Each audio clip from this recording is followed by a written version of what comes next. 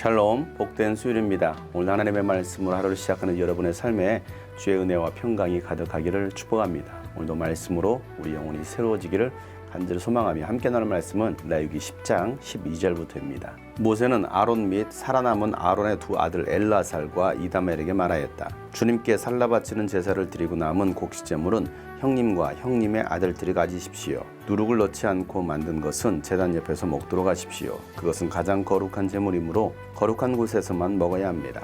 그것은 주님께 살라바치는 제물 가운데서 형님과 형님의 아들들이 받는 몫이기 때문입니다. 주님께서 나에게 그렇게 명하셨습니다. 그러나 흔들어 바치는 가슴고기와 높이 들어 바치는 넓적다리 고기는 정결한 곳이면 어느 곳에서든지 형님과 형님의 아들들과 형님의 딸들도 함께 먹을 수 있습니다. 그들은 이스라엘 자손이 바친 화목제사의 제물 가운데서 형님과 형님의 아들들의 몫으로 주신 것이기 때문입니다. 기름기를 불에 살라 바치면서 함께 높이 들어 바치는 넓적다리 고기와 흔들어 바치는 가슴고기는 주님 앞에서 흔들어서 바치고 나면 주님께서 명하신 대로 영원히 형님과 형님의 아들들이 차지할 몫이 됩니다. 모세는 백성이 속죄제물로 바친 순염소를 애써서 찾아보았다. 그러나 그것은 이미 타버리고 없었다. 모세는 아론의 남은 두 아들 엘라살과 이다멜에게 화를 내면서 다그쳤다. 어찌하여 너희는 성소에서 먹어야 할 그 속죄제물을 먹지 않고 불살랐느냐? 속죄제물은 가장 거룩한 것이 아니냐? 너희가 주님 앞에서 회중의 죄를 속하여 주어서 그들이 용서받게 하려고 이 제물을 너희에게 먹으라고 주신 것이 아니냐? 그것은 성소 안에서까지 피를 가지고 들어가는 제물이 아니므로 너희는 내가 명령한 대로 그 제물을 성소 안에서 먹었어야만 했다. 이 말을 듣고 아론이 모세에게 대답하였다. 보십시오. 오늘 내 아들들이 속죄를 받으려고 주님 앞에 속죄제물과 번제물을 바쳤습니다. 그런데 이런 참혹한 일이 오늘 나에게 닥쳤습니다. 그러니 내가 무슨 염치로 오늘 그들이 바친 속죄제물을 먹는단 말이요. 내가 그들이 제물로 바친 고기를 먹으면 주님께서 정말 좋게 보아주시리라고 생각하십니까? 이 말을 듣고 보니 모세도 그렇겠다는 생각이 들었다. 아멘.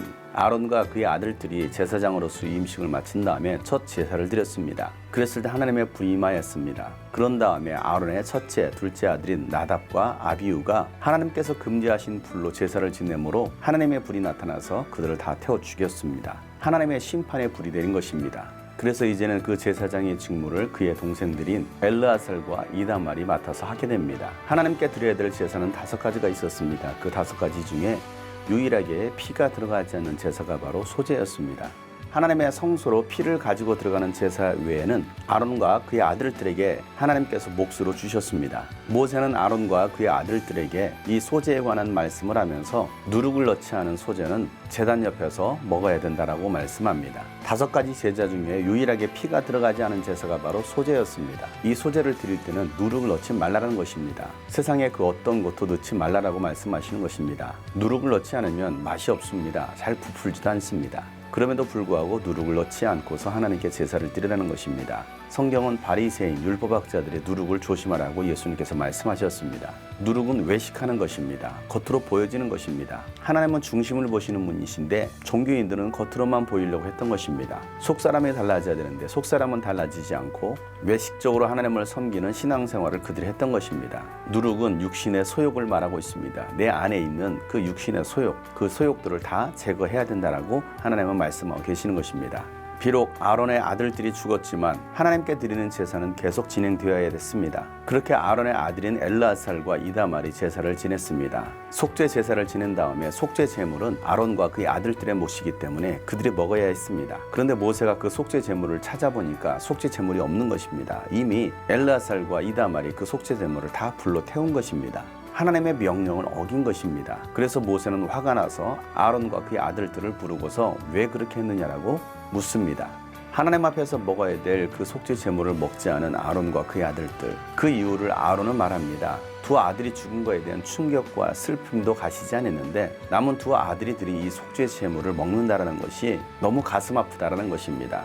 아들을 잃었음에도 불구하고 전혀 슬퍼하지 않고 아무 일 없었다는 듯이 그 속죄 제물을 먹는다라는 것은 차마 양심에 그렇게 할 수 없었다라는 것입니다. 그래서 그 제물을 먹지 않고 다 불태웠다라고 말을 합니다. 그러면서 아론은 모세에게 그 제물을 다 바치고 제물로 바친 고기를 먹으면 주님께서 정말 좋게 보아주시라고 생각하느냐라고 말을 합니다. 그 말을 들었던 모세가 일리 있는 말이라고 생각합니다. 비록 그들이 하나님의 명령에 불순종했지만 모세도 그 말을 듣고 이해가 되었을 때에 하나님은 겉으로 보여지는 그러한 제사보다 더 중요한 것은 하나님은 우리의 마음까지도 다 헤아리신다는 것입니다. 우리의 슬픔을 아시는 하나님.